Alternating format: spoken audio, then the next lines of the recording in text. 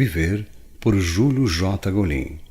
Palestra realizada no 10º Seminário da Associação Azul de Pesquisas e Estudos da Mente, na Pousada do Rio Quente, em Goiânia, em julho de 1996.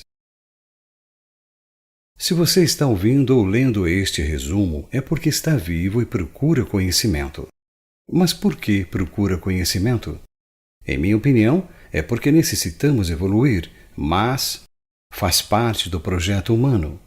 Sabemos que quem se predispõe já estará aprendendo, mesmo que discorde do ver ou ouvir. O verdadeiro aprendizado começa no estar aberto. Lembrando-se que nossos mestres no aprendizado são crianças e que um dia já fomos estes mestres. Elas entram em contato com o novo, sempre desarmadas, olham, escutam e tocam tudo sempre muito atenciosas e humildes. Sabemos que o mundo é muito simples e é constituído de coisas mais simples ainda, sendo compreensível a todos os seres humanos. Evidentemente, atendemos às necessidades de cada um, e isto só é possível quando limitamos nosso sistema de crenças e, por isso, acabamos complicando as coisas do mundo. Pela nossa experiência, sabemos que quando queremos algo muito intensamente, vamos consegui-lo, e quando procuramos, achamos. Por isto, continuamos buscando os segredos do universo e também o do nosso universo interior. Estamos desenvolvendo algumas habilidades através do dom e ou de outras práticas que acreditamos ajudarem nosso desenvolvimento, pois pretendemos chegar lá e, com certeza, chegaremos. Sabemos também que, para penetrar nos conhecimentos além desse plano, temos que desenvolver uma nova percepção muito diferente da visão produzida pelos olhos, e que, para nos livrarmos dos limites desse plano, precisamos de outros tipos de sentidos diferentes dos 5 que normalmente utilizamos. Isso nós temos certeza ser possível, pois, em nossas buscas e práticas meditativas, tivemos a oportunidade de comprovar com algum tipo de experiência e, por isso, continuamos nessa busca. Se buscarmos a forma de perceber a realidade como ela é, ficaremos sempre limitados ao sistema de crenças formado pelas ilusões dos 5 sentidos. Se quisermos acelerar este processo, quando algo não nos parece belo, devemos procurar onde está o feio em nossos próprios limites e procurar eliminá-lo. Porque, ao eliminá-lo de nossos limites, o mundo se apresentará com toda a sua pureza e beleza. Assim, entraremos em contato com as formas de energias que moldam a matéria e estas atenderão nossas mentalizações, principalmente quando estivermos em equilíbrio ou em sintonia com as leis do amor. Se assim procedermos, com certeza saberemos o que nos interessa e também, instintivamente, colocaremos barreiras para evitar que os estranhos adentrem em nosso mundo, ou seja, saberemos utilizar adequadamente a lei dos semelhantes. E a natureza será mais uma aliada em nosso caminhar.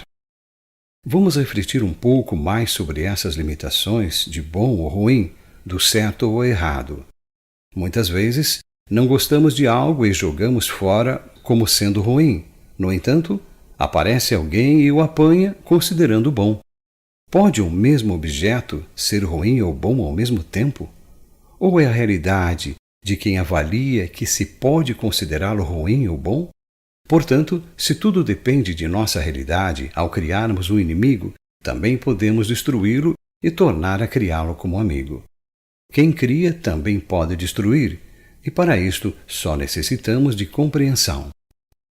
Lembre-se, a compreensão deverá ser a nossa eterna busca e jamais deverá faltar em nossas meditações o desejo de ampliá-las, pois, se a tivermos com certeza, nosso mundo será cada vez melhor.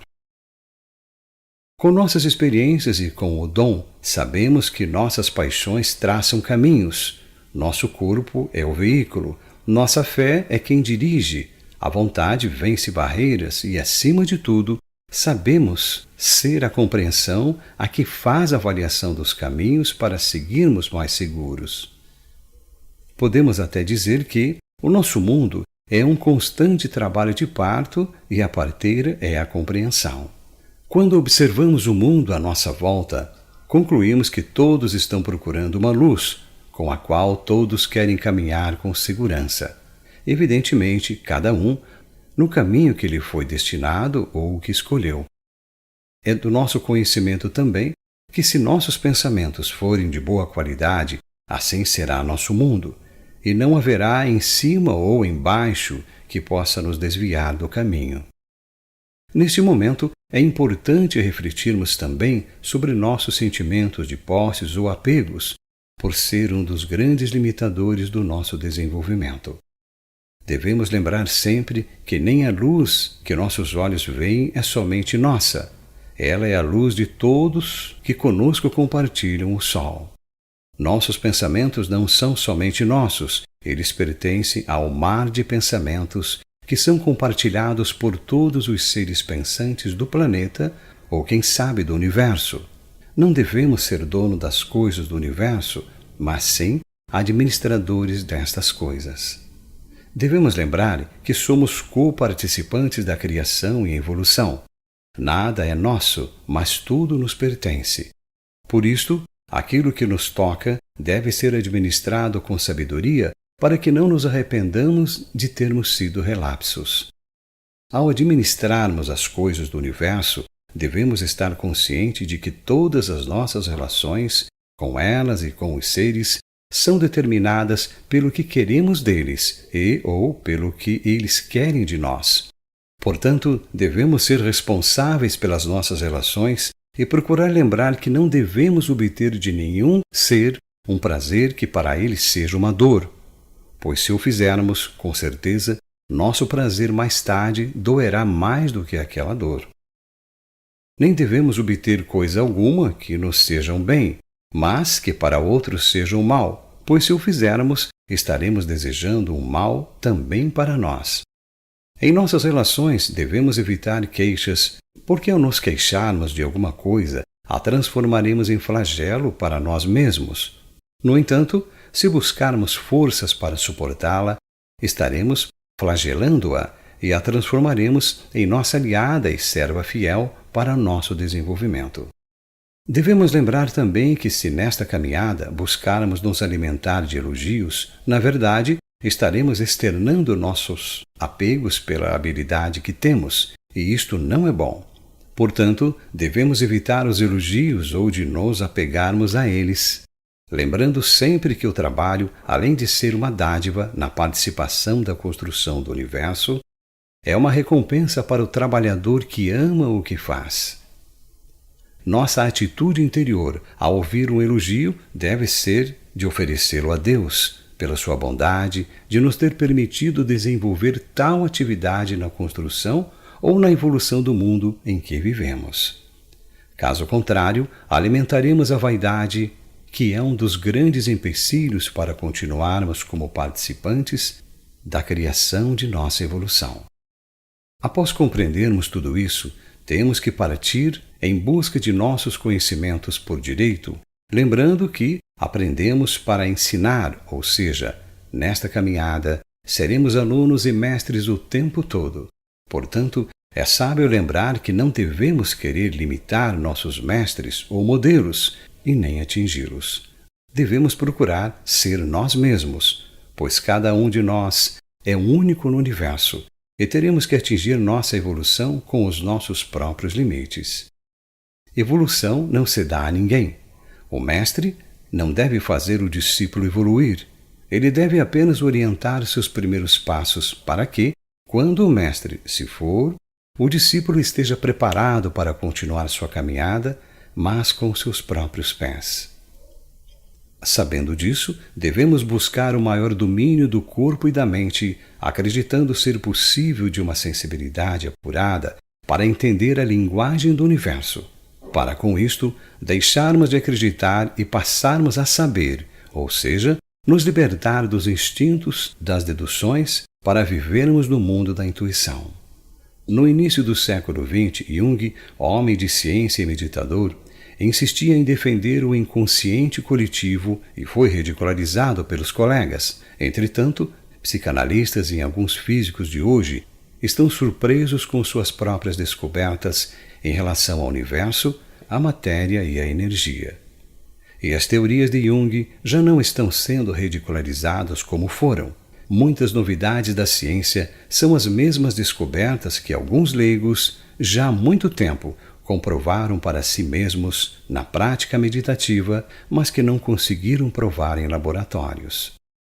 Observe que a medicina tradicional já se relaciona com outras formas de tratamento menos ortodoxas, onde alguns instrumentos e medicamentos são oferecidos para os tratamentos de certas doenças.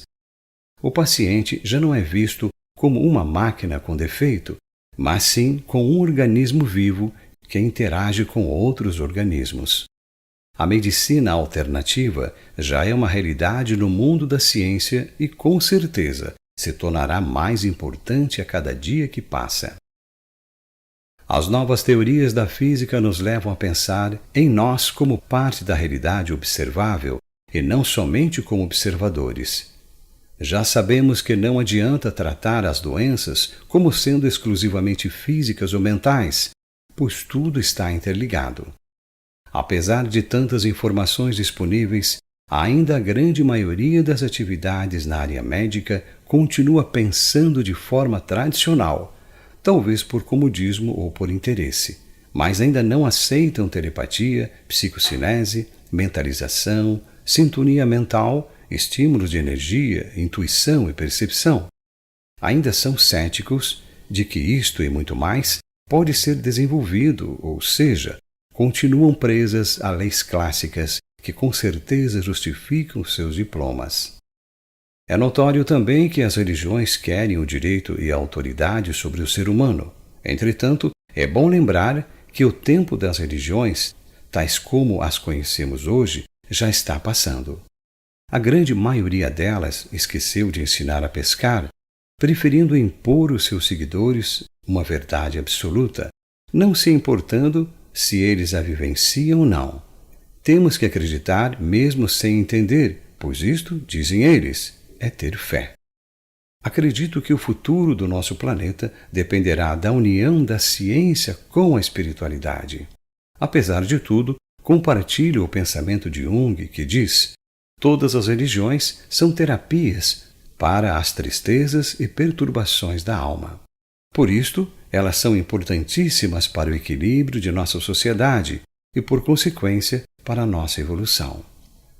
Resumindo, podemos dizer que o que temos dos dogmas e das leis clássicas já passou. O ser humano está adentrando na era onde terá que buscar por si mesmo, lembrando que não será através do intelecto que iremos nos realizar, mas sim pelo autoconhecimento. Observe que quando você pede uma mesma informação a várias pessoas e tem respostas diferentes, só tem uma forma de saber a verdade, é verificar você mesmo. Devemos ter claro em nossa mente: não temos que acreditar cegamente em nada, mas temos a obrigação de ir atrás de tudo que nos produz inquietação.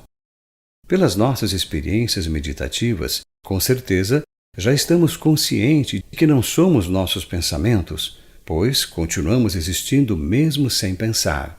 As sensações físicas produzidas também podem ser silenciadas e, mesmo assim, continuamos existindo. Portanto, existe algo em nós que gera o pensamento, os sentimentos, as emoções e algumas sensações. Notamos que esse algo, quando dormimos, liga e desliga nossos sonhos e outras atividades das quais não temos consciência. Portanto, existe, por trás da consciência, algo que liga e desliga consciente ou inconsciente. E o que nunca desliga é o que somos, ou seja, o nosso eu. Na medida em que buscamos compreender um pouco mais desse nosso eu, o mundo começará a tornar-se um pouco mais claro e passará a ter significado mais definido. Tem um ditado que diz: tal é a fonte, assim é a correnteza. Portanto, lembre-se, nossa fonte é o eu e o mundo a correnteza. Se assim pensarmos, Quanto mais conhecermos a fonte, mais conheceremos a corrente. Na medida em que nos envolvemos cada vez mais com o nosso mundo interior, o nosso desejo de saber as verdades se intensifica e, com certeza, todo o universo inicia uma conspiração para que estes desejos se realizem. No entanto, temos que ter em mente que estamos ou estaremos conhecendo as verdades de forma compatível com nossos sistemas de crenças, que são individuais. Alguém poderia questionar: as verdades não são únicas? Mas são únicas, mas adaptáveis à realidade de cada um de nós. Pode-se dizer que a semente da verdade estará em todos os seres e em todas as coisas. A nossa tarefa é semear a verdade, mas preparar a estação favorável para que a semente possa germinar dentro de nossas realidades. Lembre-se também que algumas sementes podem ficar enterradas por muito tempo, mas rapidamente germinam quando estimuladas pelo alento da primeira estação favorável. Devemos manter em mente que as verdades estão onde elas foram postas e não podemos esperar que venham até onde estamos. Precisamos procurar para encontrá-las e com certeza terão o nosso próprio tamanho. Sabemos que muitas vezes temos que aceitar o desconhecido, mas é importante termos consciência de que nos será permitido conhecer ou compreender.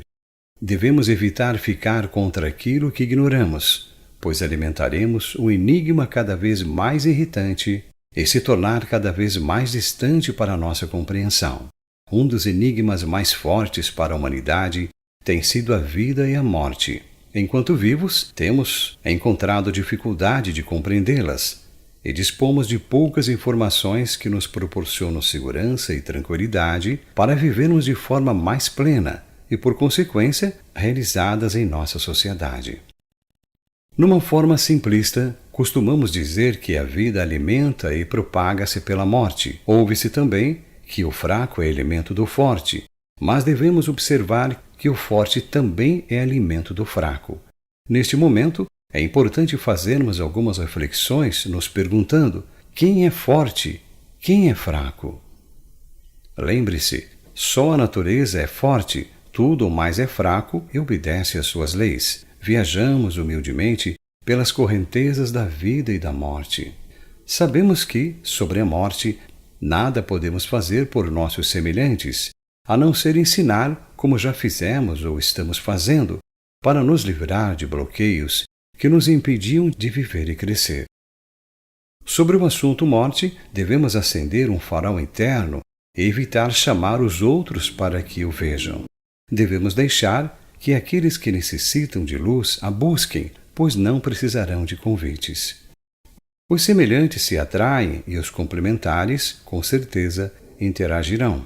Cada um de nós só pode ajudar outros a caminharem por onde já caminhamos, ou seja, só levarmos até onde já fomos. Assim como para bem guiar, alguém precisa ser bem guiado. Também, em nossos meios, muitas vezes ouviremos: leva-nos pelo caminho.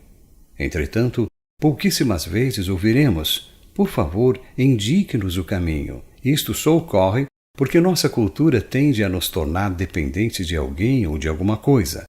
Mas é importante salientar que cada um de nós carrega consigo a sua maneira própria de carregar a vida, a morte e a pós-morte, ou de não se interessar por isso. Acho que isto, acima de tudo, deve ser respeitado. Por outro lado, sei também que não se pode ser um empecilho para que juntos façamos algumas reflexões sobre esses assuntos, os quais são fundamentais para acelerar nosso crescimento de forma mais equilibrada. Ou seja, se buscamos eliminar medos, bloqueios ou sofrimentos, o nosso caminhar com certeza será muito melhor. É comum em nossa sociedade ouvirmos alguns questionamentos sobre o início e o fim desta caminhada. Eis as mais importantes ao meu ver. Tudo acaba com a morte. Nossa caminhada continua após a morte. Com a morte será o fim? E o que fica na cultura são as boas ou más ações? Será que aquilo que experimentamos em algumas meditações ou sonhos é real? será que a evolução das espécies se dá no plano espiritual? Existe a reencarnação? Como e onde se dá a primeira encarnação? Como e quando será a última reencarnação? Com a morte, o que fica? A mente, o espírito ou a alma? Pode haver evolução, estagnação ou só evolução? O que é Satanás? Ele é filho de Deus, não vai evoluir? O que são os espíritos imundos? São eles filhos do amor que evoluíram?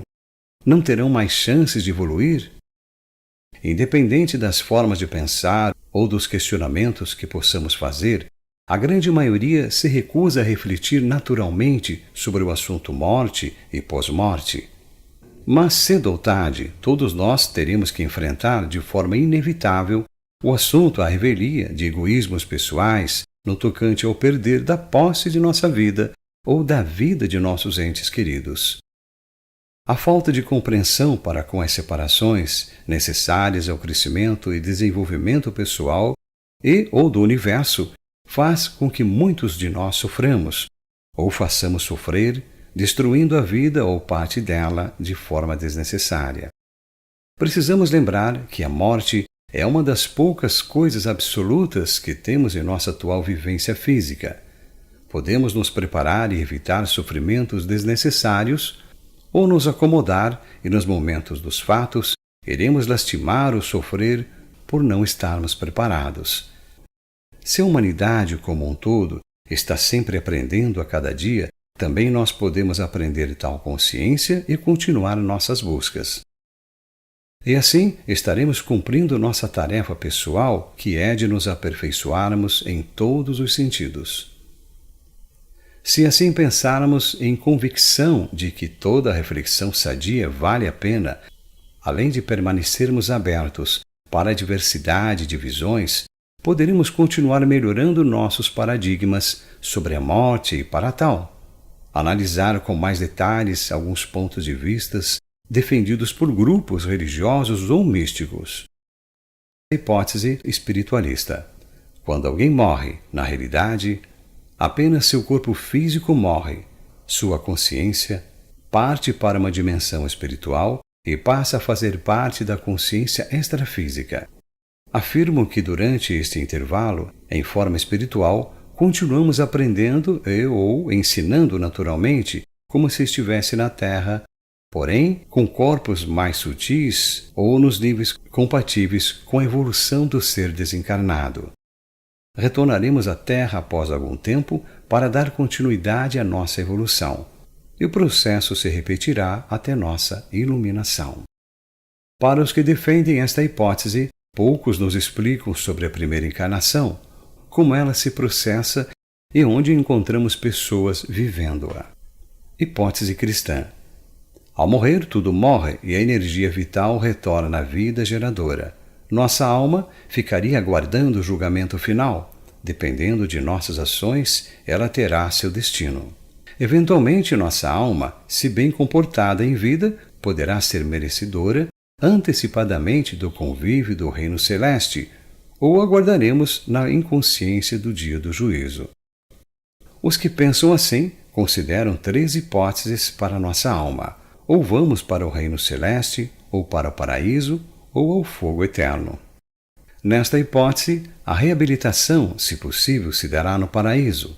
No caso de condenação, o destino será o inferno, sem chances de recuperação. Consideram que temos uma única chance de passarmos por este planeta. Místicos modernos. Para os místicos modernos, o lugar para onde vamos após a morte é compatível com o nível de energia que desenvolvemos enquanto vivemos. Assim, continuaremos com nossas atividades no mundo espiritual, juntamente com especialistas no nosso nível energético de desenvolvimento. Mas acreditam que, após um período nesse nível, retornaremos à vida para que a evolução se processe. Porém, não obrigatoriamente na Terra, o que somos oriundos de outros planetas ou galáxias. Para este grupo, a evolução das espécies se dá no plano espiritual. Para a minoria, ao morrermos, tudo acaba, e só continuamos existindo, refletindo nas boas ou más ações que praticamos junto às pessoas com as quais convivemos em seus herdeiros. E a morte para eles é o ponto final. Vivemos eternamente nas memórias hereditárias. Somos originários do acaso e defendem a teoria de Darwin. Para os Jungs tradicionais, na junção das mentes protozoárias do óvulo com o espermatozoide, forma-se uma mente multicelular e, nesse momento, uma alma, com uma mente em 3 níveis: o de recepção, a egocêntrica e a espiritual, que se acoplam iniciando uma evolução com manifestação da alma. Como consequência, admitem que a morte, a alma e a mente tríplice juntas desacoplam, sendo que a mente fica no comando e a alma, em estado latente, aguardará um novo acoplamento para poder se manifestar. Para este grupo, a mente desacoplada do corpo pode influenciar mentes acopladas, podem sintonizar-se com elas e buscar informações. As mentes desacopladas só podem acoplar-se novamente se encontrarem uma formação física adequada para sua evolução. Isso ocorre também associado a níveis animais e vice-versa. Para este grupo, a evolução das espécies se dá no plano mental. Os defensores desta hipótese admitem a evolução com mais chances de retornar ao processo natural de evolução. Admitem também que a nossa evolução poderá se processar em nível do universo, ou seja, não estamos limitados ao planeta Terra. Se buscarmos avaliar os tópicos comuns entre a maioria destas hipóteses, poderemos concluir algumas coisas interessantes, como, por exemplo, a morte nada mais é do que um novo nascimento para uma nova etapa da evolução. O paraíso começa aqui, pois ele é um bom período de adaptação entre 2 estados: estar vivo e numa continuidade no pós-morte. O mundo das trevas nada mais é do que a dificuldade em adaptar-se, aqui ou após morte, para continuarmos nossa evolução.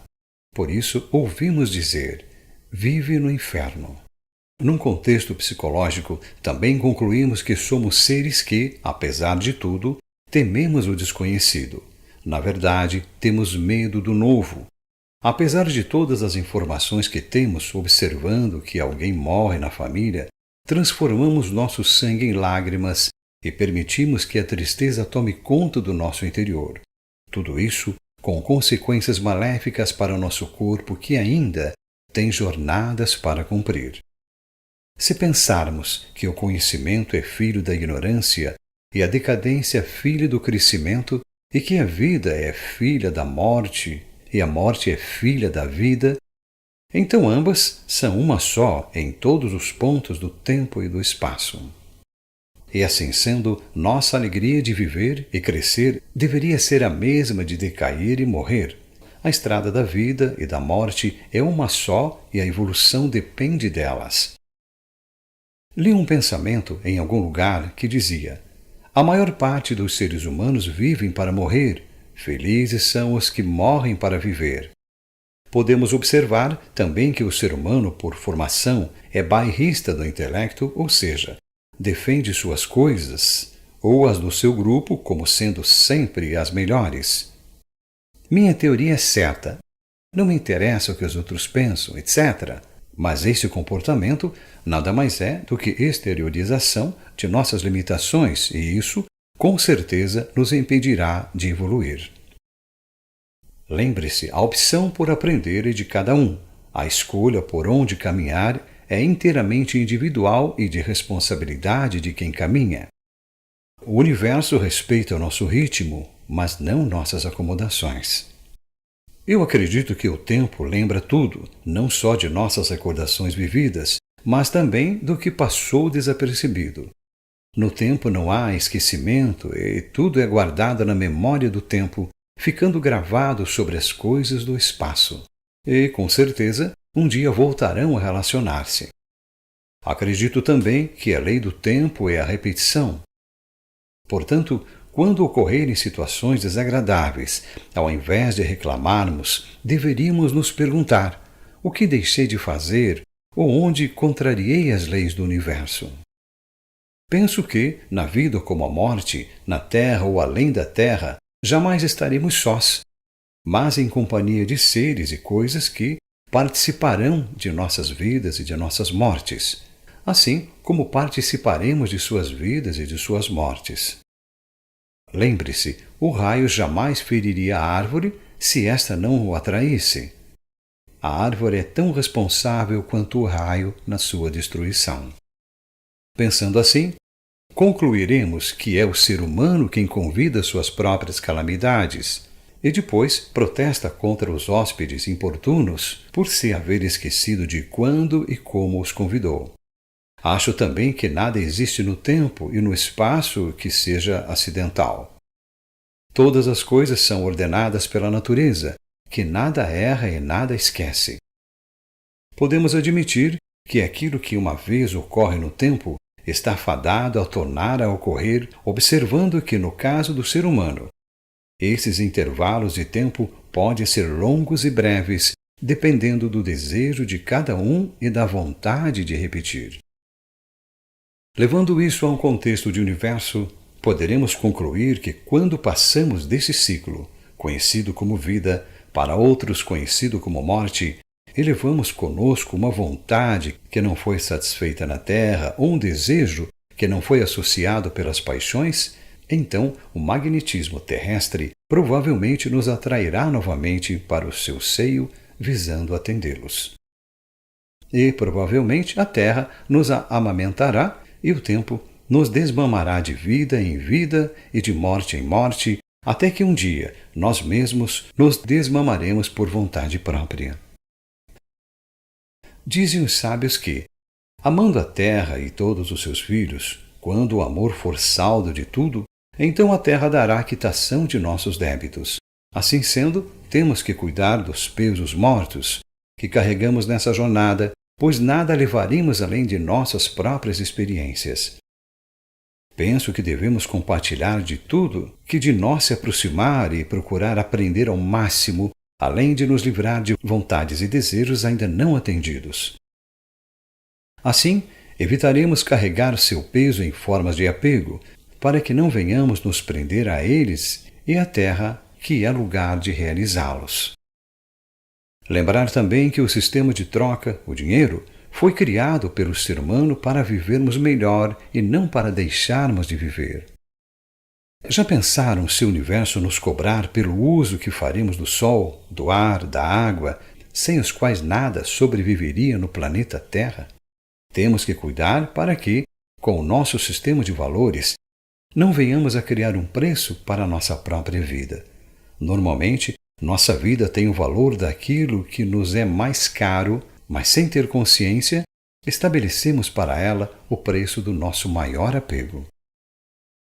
Devemos lembrar que de vez em quando que o mais impiedoso juiz é a ignorância, pois ela, dentro da sua falta de conhecimento, alimenta-se do julgamento. Para fugirmos de suas guerras, temos que ter como objetivo buscar a compreensão, porque será por ela que cresceremos ajudando o nosso próximo. Antes de julgarmos, deveríamos lembrar que precisamos do testemunho do cosmos que registra tudo em forma imparcial. Portanto, se pudéssemos levar o cosmos à corte, seria lícito julgarmos. Mas com certeza, neste momento, não precisaríamos de corte, pois deixaremos que a testemunha fosse o juiz e, com certeza, esta deixaria que o réu se auto-julgasse. Penso que nossas preces só têm sentido se, através dela, pedirmos luz, para obtermos compreensão e não para que venham viver para nós ou nos aliviar de nossas responsabilidades. Se Deus, tendo nos dado a semente de sua divindade, tivesse que cuidar dela, qual seria o nosso papel nessa caminhada? Imaginemos que cada pensamento seja gravado no universo, para que todos tenham acesso a eles, e que o mundo todo escuta nossas palavras, que nossas ações reagem sobre o nosso próprio ser e, ainda, que nossos desejos determinarão nosso futuro. Com certeza, nossa forma de viver tomará um rumo diferente do que aquele que estamos dando. Observamos que alguns procuram crescer com esforço e suor de seus corpos, outros buscam com sua imaginação, que é nosso mais precioso tesouro e que nos permite vasculhar todos os recantos do universo e compreender tudo aquilo para a qual nos preparamos. Devemos nos expandir ao máximo e evitar os limites, pois onde nossa imaginação nos levar, lá estaremos. Sabemos que somos sua imagem e semelhança, ou melhor, somos sua prole. Portanto, não podemos ser diferente dele, pois sua centelha está entre nós. Por isso, quando dissermos eu, estamos falando de Deus e do mundo que criamos com nosso sistema de crenças. Por isto é que devemos buscar sempre ampliar nosso sistema de crenças, refletindo ou meditando sobre os ensinamentos que nos foram legados para acelerarmos nossa evolução. Alguns ensinamentos que considero importante. Observar e respeitar tudo, aprendendo ao máximo. Dizer nossa opinião sem discuti-la. Ensinar apenas a quem quer aprender. Buscar sempre o caminho do centro, que representa o equilíbrio, lembrando que pode haver um caminho melhor. Se precisar, seguir temporariamente junto ao caminhante só se for para ajudá-lo. Manter uma boa saúde, respeitando limites do corpo. Evitar mostrar suas habilidades incomuns, caso contrário, a vaidade será inevitável. Falar pouco e ouvir muito, lembrando que omitir não é mentir. Utilizar a intuição, pois é o que buscamos desenvolver. Aprender a jogar o jogo do bom e do melhor, que pode ser jogado em qualquer situação. Pergunte-se: isto é bom? Se sim, pergunte-se: tem algo melhor? Se sim, então o faça. Substituir a preguiça pela atividade, buscar a troca do crer pelo saber. O falar é, na melhor das hipóteses, uma mentira honesta. O silêncio é, no pior dos casos, uma verdade nua. Não colocar amor onde houver ódio, mas livrar-se do ódio. Não odiar não significa amor. O amor é a força ativa. O amor é a principal lei do universo. Vivemos para aprender, amar, amamos para aprender a viver e é tudo o que nos será cobrado. Lembrar que não há outro amor possível, senão o amor por si próprio. O amor não se empresta, nem pode ser emprestado. O amor não compra nem vende, mas quando se dá, dá-se por inteiro. Como um poderoso rio que se esvazia no mar e é reabastecido por este, assim devemos nos esvaziar no amor para que sejamos reabastecidos no amor. No amor não pode haver graduações, ou ele deixará de ser. Quando se diz que o amor é cego, na verdade dizemos que é máxima sua visão de compreensão. O amor é seiva da vida, mas o amor, tal como sangue, não pode encontrar obstáculos para circular. Sempre que o sangue for reprimido, ele se tornará uma ameaça. Por isso, lembre-se que o ódio e o amor reprimido, ele é um poderoso veneno tanto para quem odeia quanto para quem é odiado. Não conheceremos a alegria do amor enquanto houver ódio em nosso interior. Quando odiamos alguém ou alguma coisa, em verdade, odiamos a nós mesmos. Quando amamos alguém ou alguma coisa, na verdade, somente estamos amando a nós mesmos.